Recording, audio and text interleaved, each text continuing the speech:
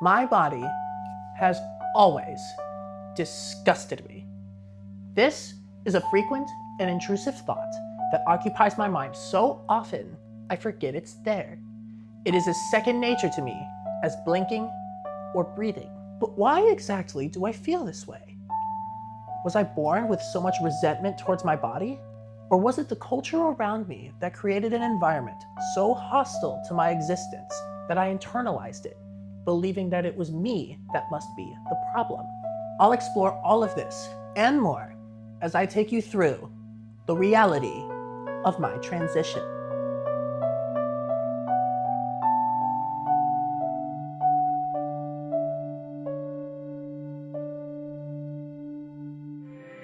I'll begin with the realization that for decades, I didn't quite have the words to describe, yet intrinsically, I'd known it my entire life. The realization that my body doesn't fit me right. I've never been comfortable with my body. Throughout my childhood and deep into adulthood, there was always this clawing, gnashing internal feeling of discomfort, like being forced into a shirt that was just a little too small, or knowing your jeans are riding just a little too low, and yet you can't seem to keep them at your waist. Despite this, I would get comments on my appearance that I would take an odd amount of pride in as somebody who's supposed to be a man. I was proud of my long feminine eyelashes, my slender physique, of the depth and beauty of my eyes. Why did I hold on to these things? Why would I always try to push my upper register, singing along to songs on the radio, lamenting the limitations of my voice? One day, while doing homework at the family PC, I stumbled across an artist named Crywolf on a Pandora radio station mix. And upon listening to his latest release, I discovered a new word. A word that would change the trajectory of my life irreparably. Now, this video is obviously not for cis people, but I would be remiss if I didn't at least try to put this into terms that might make more sense to someone who's never experienced gender dysphoria before. My body doesn't feel like it belongs to me. It's this foreign vessel that I simply occupy. The way an American driver may feel their car is an extension of themselves, so my body is to me. Much to my dismay, however, I cannot step outside of my body and assume a separate identity as, well, I am not a car. So while this body is an extension of me, it is not me. So I stay trapped, by and large, within the confines of my biology. Facial hair comes in thick and frequent, leaving a shadow no matter how close or often I shave. This Adam's apple juts forward, an imperfect protrusion. This jawline and brow bone are borderline australopithecine. Testosterone is a poison that floods its flesh, infects its tissues, afflicts my mind. Its torso is too tall, its chest is too flat, its arms hang down cartoonishly disproportionate. This body is tall and firm and vascular, and it is disgusting. Now, whether any of these things are objective is oddly enough a matter of subjectivity. From where do we derive proportion? What defines disgust? And why do these things, far outside of my immediate control, even bother me in the first place?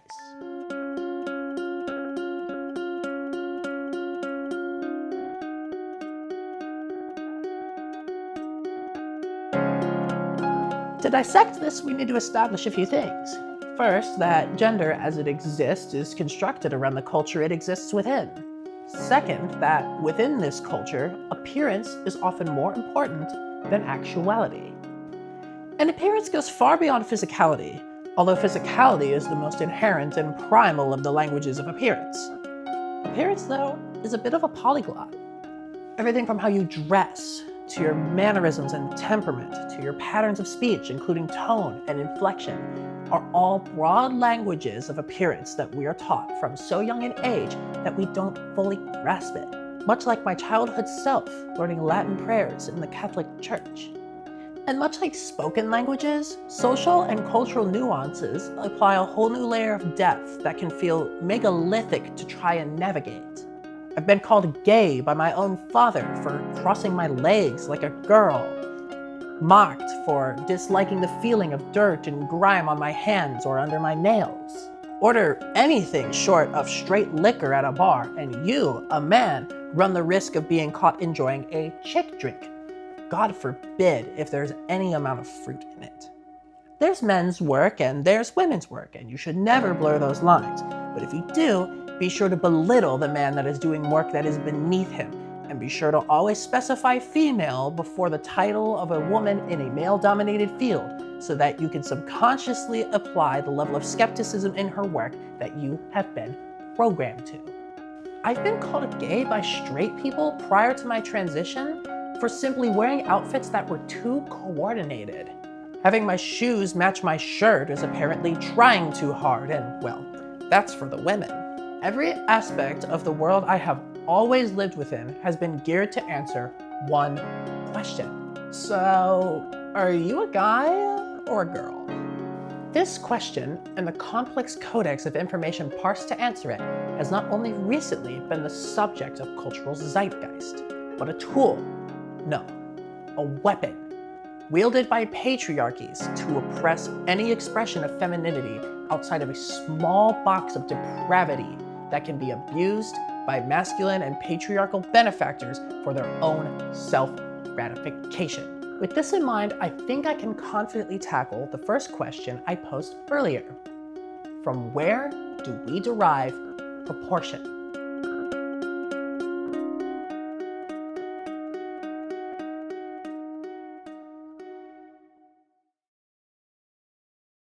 While social standards of beauty have swayed throughout history, they have always existed.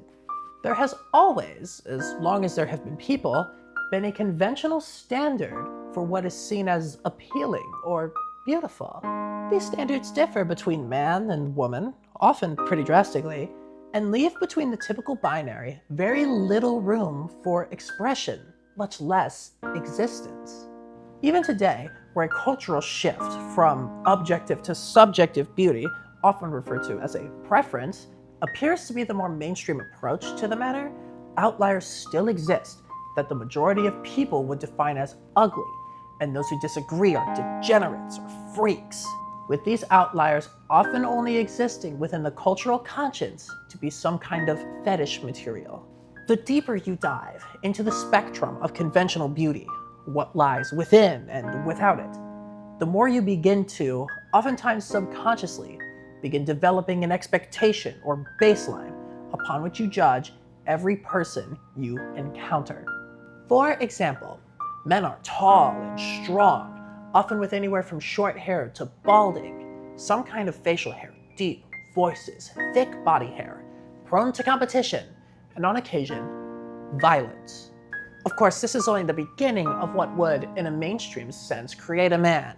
But an image has already begun forming in your mind just based off of these few descriptors. Women, by contrast, are almost the opposite. A woman exhibited with any of the aforementioned traits would seem out of place to the average person. If a man were to fall outside of this box, he would be perceived anywhere from oddly to negatively, hinging on a combination of how far outside the box he fell and the threshold of standard deviation the person observing him may have. This standard of deviation, though, is on average much smaller for women. While the list of things men should be is extensive and arbitrarily obtuse, the list of things women should not be is orders of magnitude more so. To the extent that while a man may be belittled for falling short of some arbitrarily set standard for masculinity, a man perceived as feminine is almost abominable. In an interesting change in paradigm, a woman perceived as feminine is not regarded as some glorious bastion of might or of excellence, but as some kind of object, often ceramic in nature, subject to the whims of the more masculine. If a woman is perceived as masculine, she is suddenly out of place and treated as though she is just trying to fit in with the guys. In both cases, women will often be ceded no credence in discussion, even in situations where she is more knowledgeable on the matter. Now, when somebody falls between these boundaries or outside of them entirely, It confuses people who are accustomed to behaving a certain way within the tribal nature of their cultural ecosystem. People become uncomfortable expressing their attraction to somebody that they cannot positively identify as A or B out of a fear of not wanting to look gay. Anecdotally, this is more an issue with masculine culture than feminine culture. What somebody is becomes more important than who somebody is. And so they fall back on shape and silhouette to derive a binary answer to an analog question. It is these binary standards that define proportion, so that the rest of a person may be entirely judged, boxed, and subsequently predicted based on an arbitrary data set derived from thin air.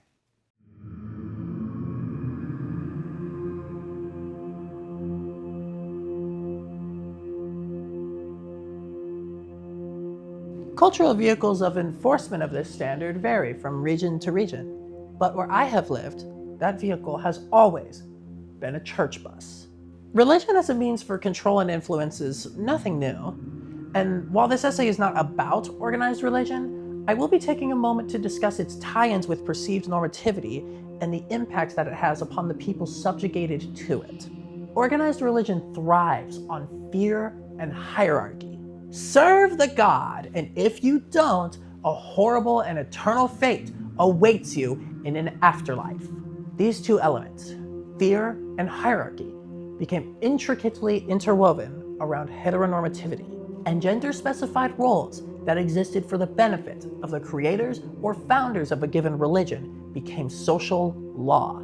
These laws are fine-tuned to the narratives that their proposers wish to push in order to extract as much wealth and influence from an already impressionable audience, now emboldened by a culture war that paints them as the saints.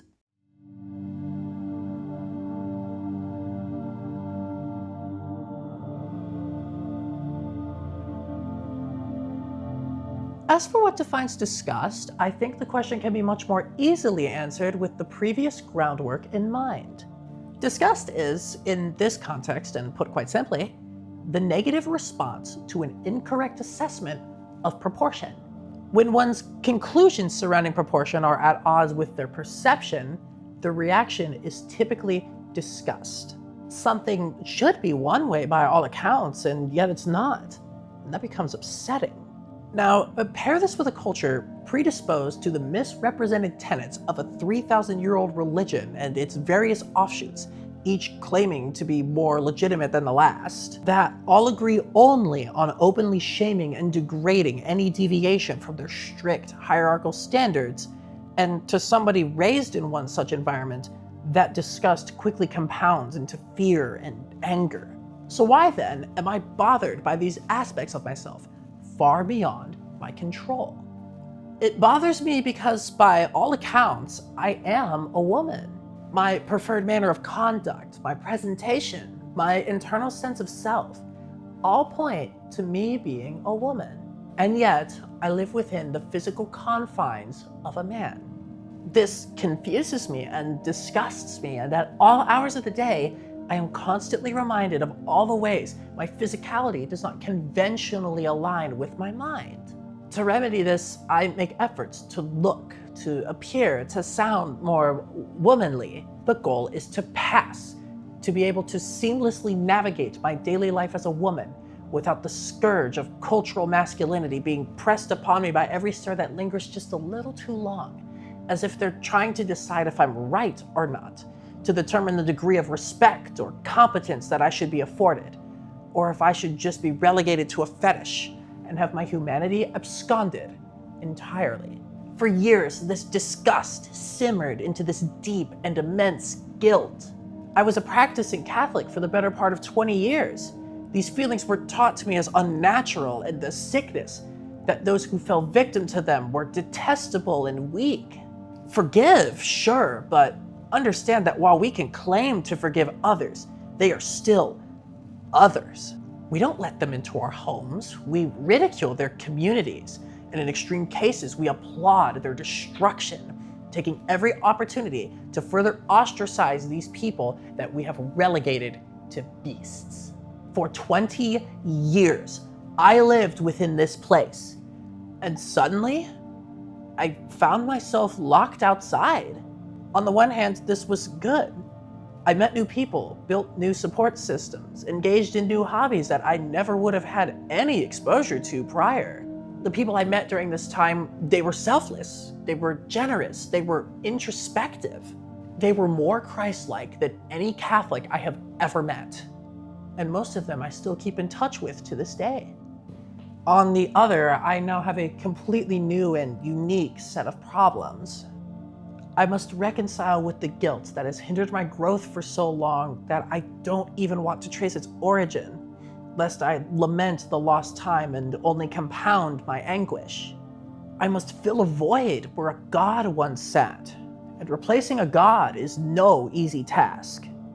And most importantly, and perhaps the most sobering realization of all, is that I now have a new set of enemies.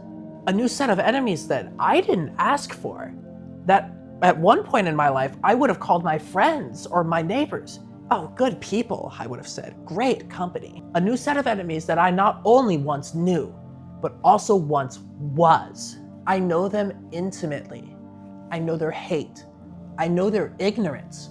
I know their intolerance. And worst of all, I know their stubborn indignation for true introspection. And now I walk among them, feeling naked as I did when I was a boy. Only now I am a grown adult woman.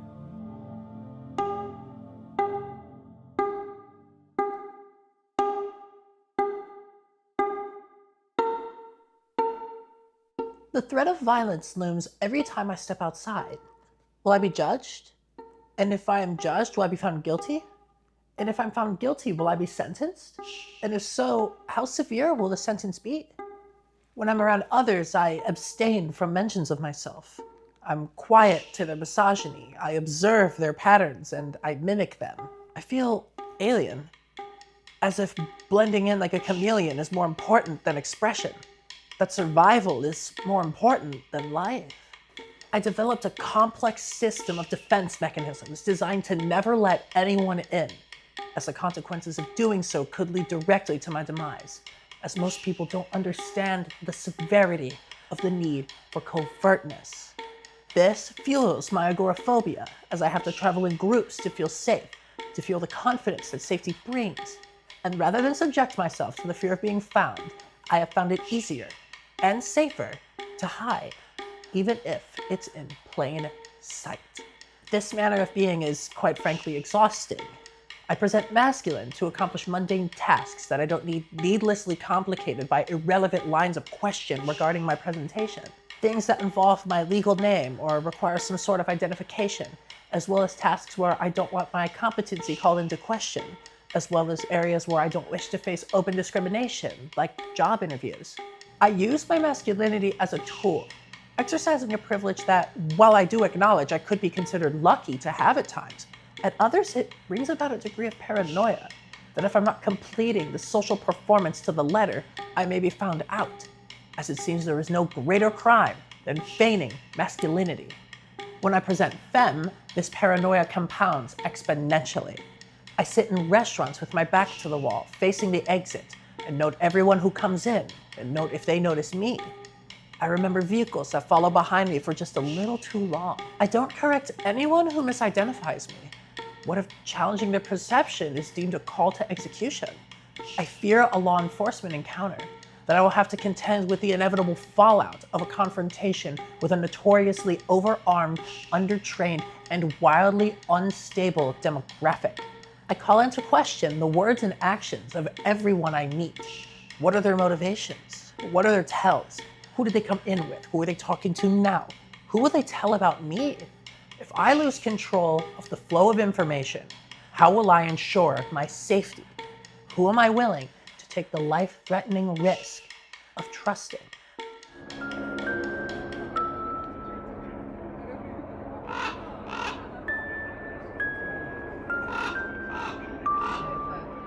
The threat of violence doesn't end outside, though. I often relish the thought of altering my body in fairly brutal ways, mad doctoring myself into an image that I can look back into and recognize. That maybe such inglorious acts of viciousness against my flesh may somehow bring me closer to myself. I could shorten the fingers by a digit to reduce the profile of the hands, much like the brothers Grimm's telling of Cinderella. This jaw is so offensive that perhaps the profile of the face would be better if it simply wasn't attached. If I burn the skin enough, then the hair won't grow back anymore. And at last, I'll be free from the affliction of these brittle wire barbs that insist on marring this body, ruining the tactile beauty of its texture, and abrading on every garment that I wear. I shave until my face bleeds for the chance to have my hands run smoothly across it. And I try to look at myself as little as possible, only when I am certain that I can tolerate what returns the wretched gesture. It is imperative, however, that there be an understanding that these symptoms are not a result of my transness or of my queerness. I am not trans because I am mentally ill. I am not mentally ill because I am trans. I am trans, and I am mentally unwell. And these are two distinct characteristics of my person.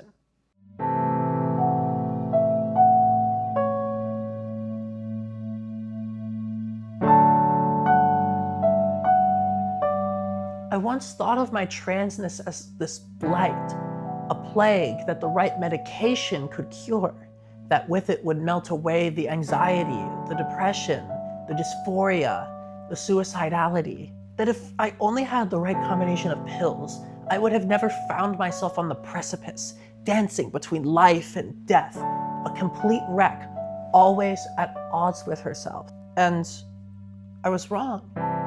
I've had so many experiences where being surrounded by caring people, complete strangers who had more respect for me than my parents, than my parish ever did, was enough to fill me with a sense of euphoria so strong that I would reflect on it for days or weeks at a time. I long for those moments, not because they are gratifying, but because they are life. These moments were how we were meant to experience the world, to experience each other. Queerness is not the sickness. Culture is. The culture that I live within demonizes me, paints me as this wicked being, that I should be wholly and thoroughly ashamed of everything that I know myself intrinsically to be. That the way I have always been is cause for the guilt and grief and disgust I experience. Any of my mental illnesses that cannot be directly attributed to predisposition can be attributed to mainstream cultural attitudes towards trans people. When beyond the safety of those I know will accept me, I find a good compromise for me is androgyny. I can mask my more masculine traits with the shape of my clothing and doing my makeup, without having to worry about the social performance of pitch, tone, inflection, and language. To abandon the holy matrimony of body with mind in order to escape the hell of becoming a living caricature, catering to the fragile sensitivities of a closed-minded and maligned populace. I relegate myself to limbo. Here I live just outside the light of the goddess known to be self-actualization in exchange for deliverance from the evil of true self-hatred. It is here that I find peace, even if it is melancholic and empty, a resignation reminiscent of Dante Alighieri's First Circle. It is here I take reprieve from the world as I observe it. It is here I can at last take solace in my reflection, as at least I know that that is not a man staring back at me.